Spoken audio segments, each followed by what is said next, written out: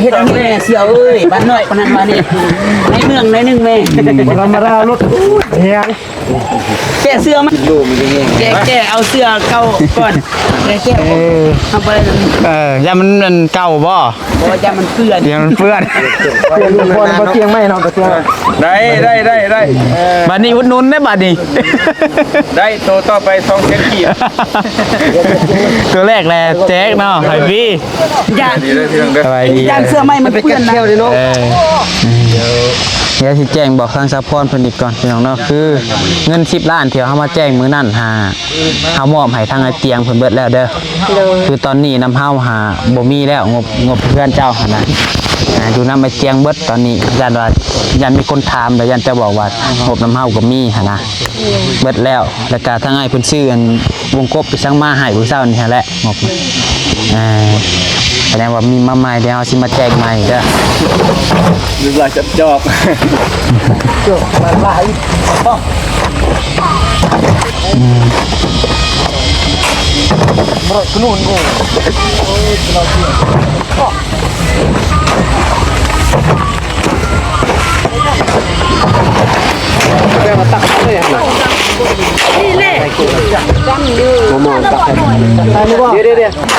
คนแบบก่อนจะมีแบบเบิ่งน้ำก็ได้ถึงเนาะแต่ว่าไซส์ขัดเนาะ น้ำเนี่ย อดทน ง่าย นั่นเนาะมีกระซ้ำลายๆเนาะมาส่งไว้ ๆเอากระพุ้ยมาส่งก็ได้ กระพุ้ยมาแล้วก็ใส่กระซ้ำถอกใส่เนาะเวลาไอ้ซัพพอร์ตเพิ่นหากระพุ้ยมาไว้ก็ได้จังนั้นนี่ ไอ้ทางรถบุมีดิ คนมาเตะใส่ไฟ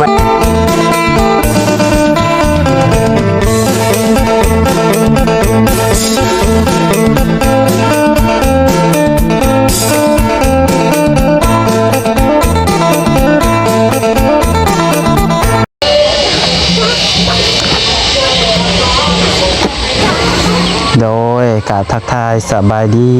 สวัสดีพ่อแม่พี่น้อง FC เบิร์ดสุขูสุขคน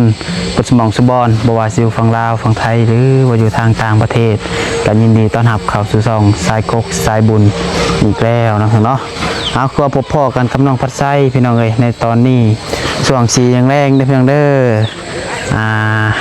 หามุงป่าหามุงย่างตอนนี้ก็ได้พี่น้องเอ้ยเบิดมือพี่น้องเนาะ เห็ดนั่นเห็ดนี่พี่น้องเอ้ยก็หากระสิได้ถ่ายคลิปทางน้องปัจจัยก็ได้เพราะว่าเมื่อนี้ออกมาแต่ห้องกะที่พักแดนพุ่นแดนพี่พี่น้องมันหลายอย่างให้แนวก็เลยว่ากับพอจะมีเวลาพี่น้องเนาะกับจับต่อกล้องให้ทางไอเตียงพนันเนี่ยพี่น้องเอ้ยเอาพี่น้องเนาะพบกันกับน้องปัจจัยตอนนี้ก็อยู่ที่บ้านเพื่อนของสาวพรอีกคือเก่าพี่น้องเนาะคุยว่าเมื่อกี้กับพากันแปลวแหวอย่างมากเนาะแล้วก็ซื้อบานประตูพี่สังเน่มาเพิ่มพี่น้องเนาะเงินที่ว่าน้องปัจจัยมอบให้ทางนายเตียงเพิ่น10 ล้านเมื่อเช้านี้เนาะทางนายเพิ่นก็เอามาซื้อพวกประตูแล้วก็วงกบพี่น้องเนาะหลายๆอย่างพี่น้องเลยหมดไป8 ล้าน8 ล้าน 4 8 ล้าน 5พี่น้องเนาะเงิน10 ล้านพี่น้องกะถ้ามันหลายบ่มันก็หลายแต่เฮามาซื้อเครื่องมันก็ได้แต่ตำอย่าง2อย่างพี่น้องเนาะเอาเดี๋ยวจังได้ก็ฝากพ่อแม่พี่น้องเป็นกำลังใจให้ได้พี่น้องเด้อเนาะเดี๋ยวก็สิมาแจ้งทางซัพพอร์ตอีกเทื่อนึงว่าเรื่องงบเรื่องหยังนั่นแหละทางไงว่าทำน้ำนองปัจจัยนี้เบิดแล้วพี่น้องเนาะแล้วก็สิพาพี่มาอัปเดตเบิ่งทางเพื่อนซ่านพี่น้องทางสร้างทางหยังเพิ่นก็กำลังเริ่มดำเนินการเริ่มเพิ่นสีเทพื้นก่อนเพิ่นเนาะเพิ่นวันเทพื้นพวกขอโทษขออภัยนำเพิ่นอย่างเพิ่นเดินอย่างเทค้านเนาะเทค้านกับเทพื้นกันซะเดี๋ยวถ้าเบิ่งผสมน้ำกันเป็นยังไงพอเพิ่นสิเทค้านไว้แล้วมื้ออื่นนี่ให้มันได้ก่อตั้งวงกบก่อเป็นยังไงเพิ่นว่าเกิน 2-3 มื้อก็เบิ่งไปน้ำกันอีกเท่านึงเพิ่นเนาะพอทางสร้างนี่ก็เพิ่นเร่งมือสุดๆแล้วเป็นยังไงสุดแต่เพิ่นอยากให้แล้วกลัวเพิ่นกระต่างอยากซอยน้ำคือกันเป็นยังไงโดยเอาเดี๋ยวแป๊บนึงพี่น้องเนาะเดี๋ยว อันนี้เรามาใส่พายซีเขาไปเบิ่งน้ำกันเป็นยังไงน้ำกันพี่น้องเนาะเจ้าใส่เนาะคุมยังกับเพิ่นขุดเทกันเปื้อนไว้แล้วเนาะสาวยังก็เอามา2ต้นพี่น้องเลยมาคุยกับหน้าเขาก่อนพี่น้องเนาะสบายดีไงอ่อนดีเนาะกินนี่เพิ่นเอาบล็อกมาส่งบ่จักก้อน160160บ่ก่อนนะประกันเป็นอะไรพี่น้อง เพิ่นยังสิมาอีกบ่คือว่ามื้อนี้เบิดสำนัก เอาไปเลย มื้อนี้สิมาเบิดเลยแต่ว่ามาแต่ละน้อย อีก2 รอบที่160กับประมาณนั้นเนาะอีกวัน2-3รอบ มันหาแล้วก่อนบ่ โดยทำบ่ได้บางช่วงเนาะเพื่อเพิ่นคนมาแล้วนี่จ้ะเพราะว่าเที่ยวนึงก็ทนทางมันแคบเนี่ยเบิ่งซุเพิ่นเพิ่นก็จะปลูกวันใดเนาะ เอามือน้ำนี่แหละ จกบ่จก เอาซะพี่น้องเอ้ยก้อนเท่าไรกรอบเพิ่นว่านะ อันนี้ไอ้ผมหูเด้อ บ่ฮู้บ่ เพราะว่าอันบ่เพียงก็สร้างแล้วได้เพราะว่า อะไรวะ3,000นี้เด้อ 6,000ปลายเลย ท่านไปบริหารท่านอยู่ประมาณนี้แหละเห็นได้เลยเดี๋ยวยังสิบอกตอนที่จ่ายเงินผู้ดับเรา เดี๋ยว เราที่ท่าใช่ไหมนะ โอเคเพราะว่าทางเบาหญ้าเพิ่นหับเป็นส่วนทางบล็อกพี่น้องเนาะทางบล็อก มาจะเอาละ โดย ต้องเซิร์ฟ โอเคซะ บอกคุณออกมา โอเคพี่น้องเนาะน้องโอกมาเลยพี่น้องเห็นเนาะทางบ่เตียงเพิ่นไปแก่หินแก่ให้มาพี่น้องเอ้ยรอบ2แล้วพี่น้องเนาะปึ๊บเฮ็ดปึ๊บทีมงานบ่าวเตียงทองเนาะได้เสื้องามบ่ลีนี่ป้อโตเป็นทีมงานบ่าวเตียงแม่นบาดนี่ เต็มที่เลยโอ้ใครรู้ อ๋อ เป็น โต เฮ็ดอันนี้แม่เสียวเอ้ยบ้านน้อยปานนั้นมานี่ในเมืองในนึงแม่ ธรรมดารถเฮียง แกเสื้อมัน ดูมันยังไง แกเอาเสื้อเก่าก่อนแกทำไปเลย ยามันเก่าบ่ บอกว่าจะมันเปื้อน เดี๋ยวมันเปื้อน เตียงทุกคนบ่เตียงไม่เนาะบ่เตียง ได้ บัดนี้อุดหนุนได้บัดนี้ ได้ตัวต่อไป2เซนกี่ ตัวแรกแหละแจ๊กเนาะไฮบี้ อย่า ดีเลยพี่น้องเด้อ สบายดี ย่านเสื้อไหมมันเปื้อนนะ คอยเลย คอย แข่งรูปลงคุ้มมาบ่แห้งไหมฮะนี่คนแห้งเป็นยังไง ตกใส่นะบ่ยามนั่ง บ้านน้อยนี่เลยบ่แม่นที่ นี่เลยอายแม่น ผสมพันธุ์เด็กผสม เอา เพราะว่าป้าอยู่หันคุ้งนะอาย แห้งเลยผู้นี้เนาะ ลูกน้องจงไปนี่เลย ย่อมเลยเอาอ๋อ เมาเลยดิแล้วตะเภาเมาเลยดิ บ่แม่นเมาเด้อ คนเมาบ่ทิ้งนะที่อย่างนี้ คนเมามันบ่เฮียงดอกแต่ว่าคนเมานี่เฮียง คนทางพี่เมาเลยอยู่คินเป็นคนเดียวก็ได้ นึงบ่มาคนนึงนะแต่ว่าไปบ่มาได้สิฟองมันกำลังขึ้นโอ้ พอซื้อให้กินอยู่ได้กันซื้อเลยเฮ็ดเวียกแบบนี้นี่ กำลังฟิต อารมณ์เรา แม่นว่าอายเอ้ยไปจะบอกน้องแบบนั้นเด้น้องบ่มีกำลังใจเลยนะนี่นะ บางแล้ว ร้อยเทียบ ใจแท้ค่อยก็อยากยกเบิดเลย จริงใจบ่ จริงใจเลย โอ้อ่านแล้วหายแล้วบาทนี่ ไม่ใช่แล้วมันเฮียเนาะไอ้น้องเรานี่บ่ได้เด้ ไอ้น้องเราเขาเฮ็ดทายเด้ คนละห้องพักกัน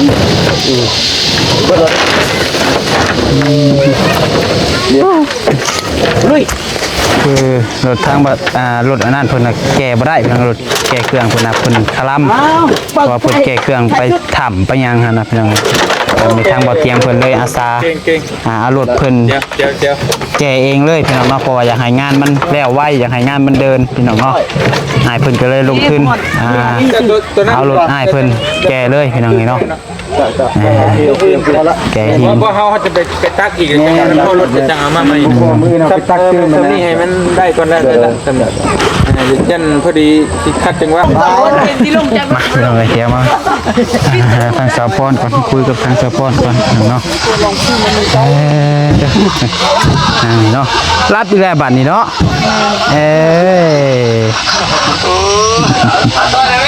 ไปที่มีปัญหาพยายามยิงส่วนทาง เดี๋ยวอันปิดก่อนก็ได้เดี๋ยวชิลมอย่างนั้นเอาสบายดีเด้อสาวพรเด้อเดี๋ยวโอ้ยนอนรับเนาะในเอิกกับเฮามันเรียกง่ายดอกก็ได้นอนเลยนี่ ง่ายอันนี้จนหูย่างค่อยย่างไปละ เสียงเอ้ยมานี่ ธรรมดามันมีเด็กน้อยนี่ดิกี้มันเป็นย่าง เอฟซีมันถามว่าคือบอลป้าลูกนอนอยู่เพื่อนเพิ่นนะ บ่มีใครเบิ่งมีแต่คนเมาหมดล่ะ เพราะว่าส่วนหลายเพิ่นเห็นแบบลูกรับมีแต่รับค่าเอิกหั่นน่ะ เราให้อยู่นำไผก็เราก็บ่เอานะเพราะถ้าพอเราไปติดอยู่ในกัน ไผก็บ่อยู่นำ อันแม่เฒ่าเพิ่นอุ้มก็ยังบ่อยู่นะไปอยู่นำน้อง โอเค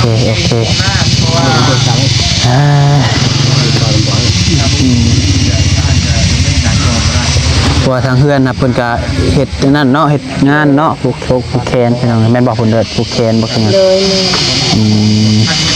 ผูกแขนแน่และการเอาเครื่องมื้อนี้บ่เพิ่นเอาเครื่องไปให้อยู่ในถ้ำนะ วันเสาร์นี่ ถือว่าเอาไปเบิดแล้วบ่ เพิ่นเอาไป เดี๋ยวเพิ่นเอาไปเอามายังเบิดแล้วเพิ่นเอาเครื่องคองว่าเพิ่นก็ได้เดี๋ยวสิแจ้งบอกทางสะพรเพิ่นอีกก่อนพี่น้องเนาะคือเงิน10ล้านที่เฮามาแจ้งมื้อนั้นหาเฮามอบให้ทางไอ้เตียงเพิ่นเบิดแล้วเด้อคือตอนนี้นำเฮาหาบ่มีแล้วงบเพื่อนเจ้าหั่นน่ะอยู่นำไอ้เตียงเบิดตอนนี้ยันมีคนถามแล้วยันจะบอกว่างบนำเฮาก็มีหั่นนะเบิดแล้วแล้วก็ทางไอ้เพิ่นซื้ออันวงกบไปสั่งมาให้ผู้เฒ่านี่แหละงบแสดงว่ามีมาใหม่เดี๋ยวเฮาสิมาแจ้งใหม่เด้อเอาบายซันเดย์นี่แหละหน่อยก็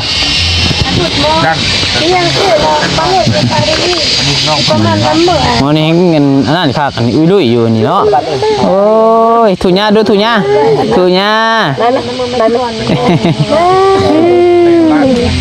ช่างเดโตเนาะ ใบบ้าไหม ช่างหนาเด ตามละ สรุปหาเพื่อนเฮ็ดจักห้อง ห้องนอนน่ะ แม่น ห้องเดียว เปลี่ยนแล้วบ่เปลี่ยนเฮ็ดห้องเดียว ในห้องเดียวละโซนนี่ละมีให้มีบอลนั่งเล่นนี่ เป็นห้องโถงเลยเนาะไงเป็นห้องโถงบ่นั่งลิ้น ถ้าบ่มีห้องนอนละสิเฮ็ดห้องโถงเลยหั่นน่ะพอเพิ่นมาลิ้นนั่นแล้วก็เห็นเครื่องเห็นหยังหั่นแล้วก็มันบ่คือนะ แม่นเฮือนขึ้นชื่อว่าเฮือนมันต้องมีห้องนอนถึงบ่ห้อง1กับ2ห้อง3ห้องเนาะอย่างน้อยมันต้องมีห้อง1เนาะเฮือนนั่นคันเอาเฮ็ดโล่งเลยมันก็ส่วนหลายมันสิเป็นบ่อนเก็บเครื่องคือว่าห้านขายเครื่องเนาะส่วนหลายเฮือนนี่มันต้องลักๆเลยมันต้องเป็นห้องเป็นหยัง บ่ลำลมเด้อสันนอแตงแล้วนอนน้ำเนื้อละติโตตะบ่แล้วร้านนอแตงเด้ไม่บัดโหยเลยบัดชาวล้านน่าฮักใจใจเลยแล้วบ่พอมือแต่ว่าบ้านจิเดตำบ่น่ะจิเดตำบ่นี่ก็นี่เฮาเราเป็นเด้อันนอแตงกิโลจ้ะ งงพี่น้องต้องปัดสายบ่เข้าใจ เพิ่นมาว่าอันให้อันอายเพิ่นนั่นเฮ็ดออกไปโตก่อนแต่ว่าอันเบาเสียงหันมาว่าอันให้เพิ่นเฮ็ดงบตัวนี้ให้แล้วก่อนแล้วถึงเว้ากันใหม่เพิ่นเว้าเฮือนครัวเด้เบาเสียงเว้าเมื่อกี้น่ะ คือว่าง่ายๆเรื่องเงินครัวเอาไว้ตำลัง โดย คือตอนนี้นี่เฮาลักๆเลยเฮาเอาโตเฮือนนี่ก่อนว่าซั่นซะโตเฮือนใหญ่แม่นบ่อนที่มันสิได้อยู่นี่นะเพราะว่าเวลาซุเฮามันบ่หลายเพราะว่าซุเฮาอยากเฮ็ดให้มันแล้วตัวนี้ก่อนสมมุติว่ามีงบมีหยังเหลือ เงินค้ำเรืองบเรือจากตัวเพื่อนตัวใหญ่นี่แหละเนาะแต่เฮาจึงต่อเติมเจ้าจากเห็ดของครัวคือว่าจะเห็ดของน้ำก็เดี๋ยวจึงต่อเติมออกไปตัวน่ะคือว่าง่ายๆก็เอาเพื่อนใหญ่ให้แล้วก่อนซะพี่น้องเนาะเดี๋ยวจังว่ากัน แต่เราเนาะแต่อันลุยมันเราบ่โอ้เรา FC แล้วว่ากินนี่ผู้ไปเอาเป็นหินเฮือนเล่าแล้วว่ากินนี่ โอ้ยมาฮอดพี่บ่ ลงมาลินแล้วก็มาตลอดมาเลย ผู้ไปเอา มาเราเลยแล้ว มานับหิน เราแต่ลุยรวมอันเนาะแต่อันลังกวงนี่ก็อันนะตัวนี้น้ำมือได้อันลุยไปได้ชาวลานแล้วลุยแล้วแต่ลุยอยากมือในชื่ออยากเฉพาะค่าสร้างรวมเบิด20 ล้านพี่น้องเนาะเพราะว่าทางเจียงเพิ่นตื่มให้2 ล้านเนาะทีแรก15 ล้านแล้ววันนี้เพิ่นมาเปลี่ยนแผนได้นึงเนาะก็ออกมาแล้วเพิ่นเพิ่มอีก3 ล้านพี่น้องเอ้ยเพิ่มอีก3 ล้านเป็น18 ล้านแล้วก็ทางไอ้เตียงเพิ่นอยากให้สร้างเพิ่นเฮ็ดให้ไวๆเพิ่นเล็งเพิ่นได้ตื่มมาอีก2 ล้านเป็น20 ล้านเลยเดี๋ยววันนั้น Darjanto ya longka โอเคพี่น้องเนาะเดี๋ยวมาเบิ่งครั้งนี้ก่อนซะบัดนี้พี่น้องเลยแต่ว่าน้ำนี่ต่อมาแต่ผู้แต่พาเลยเนาะคักอย่างนึงพี่น้องเอ้ยแต่กัดมันก็บ่อยากแห้งปานใดหั่นแหละเนาะ บ่มันโทน้อย คัน ตัวใหญ่เนี่ยก็เฮียอยู่ แม่นบ่มาเป็นถ้วย โอ้มาอีกแล้วบ่ มันก็ แห้งบ่ แห้ง ปล่อยเป็นคนไปตัว เจ้าบ่โอ้ น้อยคืออันตัวน้ำนี่ก็อยู่ ไอ้บ่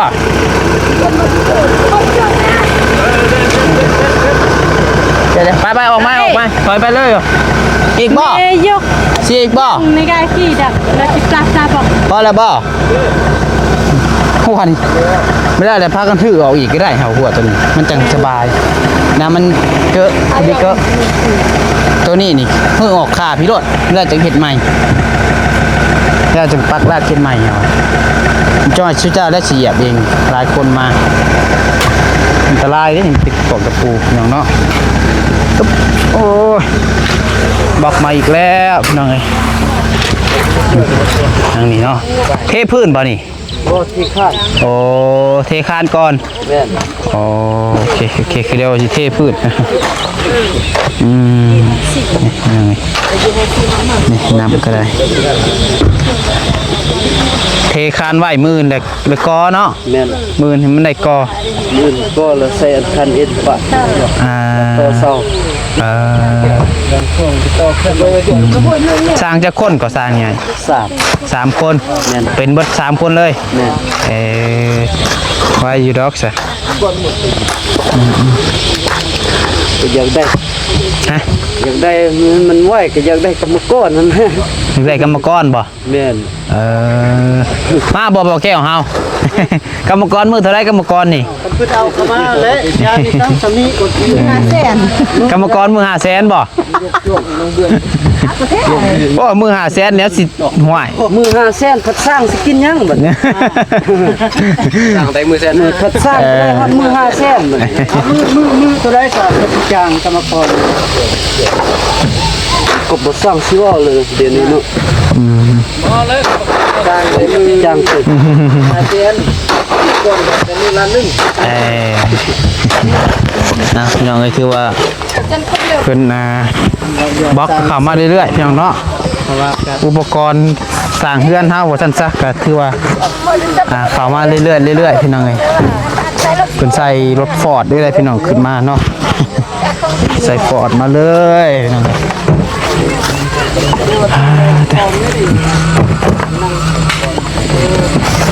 รอบที่2แล้วนี่เนาะ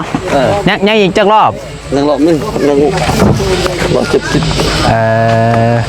ยังอีกรอบหนึ่งเลยคือจบพี่น้องเนาะกันบุก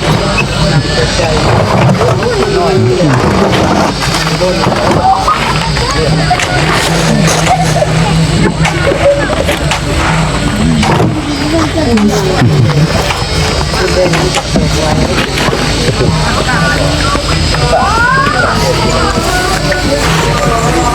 ดอกกลัวลงดอกไม่เอาเลย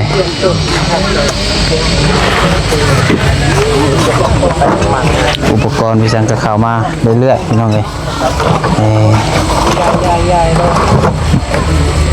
อิฐบล็อก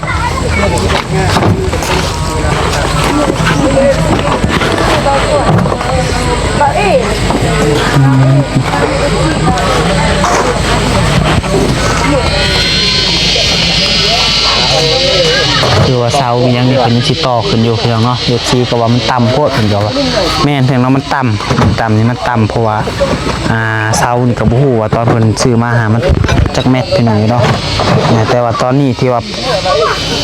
ตามจีนมันจะเห็นประมาณ3 เม็ด2 เม็ดปลายนี่เลยพี่น้องเนาะ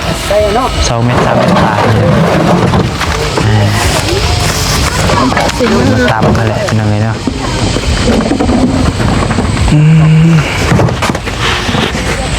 ดอกซอยกันหลายคนบุบับ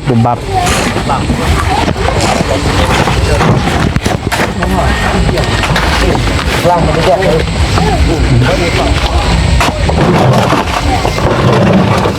ยาเนี่ยนี่กาบยาเนี่ยพ่อ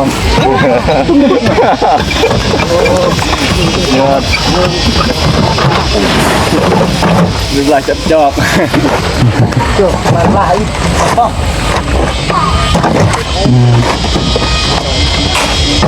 มาขนุนงู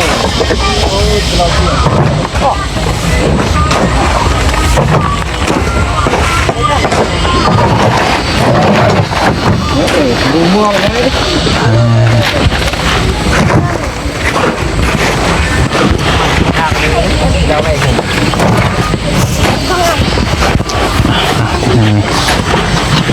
เดี๋ยวเกิดเริ่มก่อสร้างเนาะเดี๋ยวติดตามเบิ่งพี่น้องเลยไปไว้นี่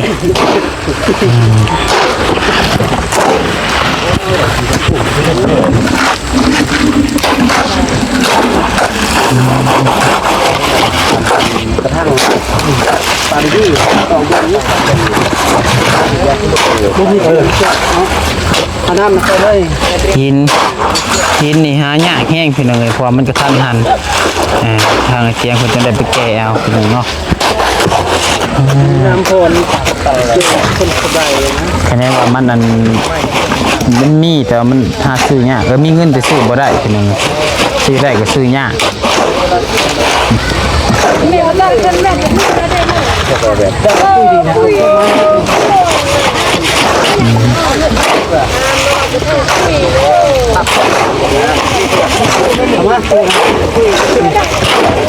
ยังเลยพูดเปี้ยเอาน้ำแบบก่อนเขาแบบว่าตักเลยฮะนี่แหละมองตักเดี๋ยวพูดแบบก่อนจำติดแบบเบิ่งน้ำกันเนาะแต่ว่าไซส์ขาดเนาะน้ำเนี่ยอดทนง่ายนั่นเนาะมีกระซ้ำลายๆเนาะมาส่งไว้เอากระพุ้ยมาส่งก็ได้กระพุ้ยมาเลยก็ใส่กระซ้ำถอกใส่เนาะเวลาไหนซัพพอร์ตเพิ่นหากระพุ้ยมาไว้ก็ได้แต่งั้นนี่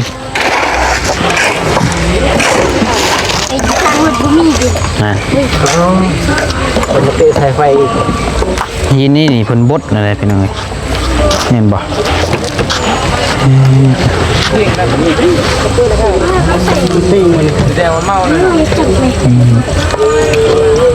เสามันก็ยังไม่อยากแน่นบันไดนี่ก่อนก็ได้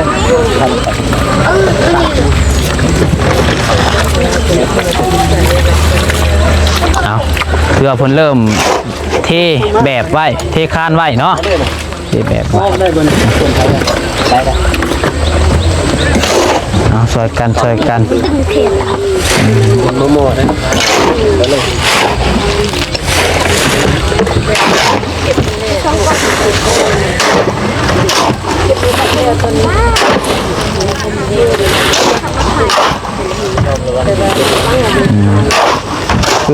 คือ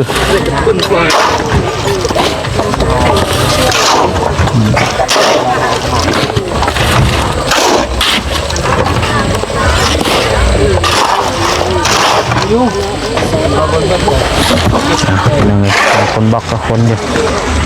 ทางเทกับเทเนาะดีแล้วมือเศร้ามาก่อเลยแล้วบัดนี้เนาะได้ก่อเลย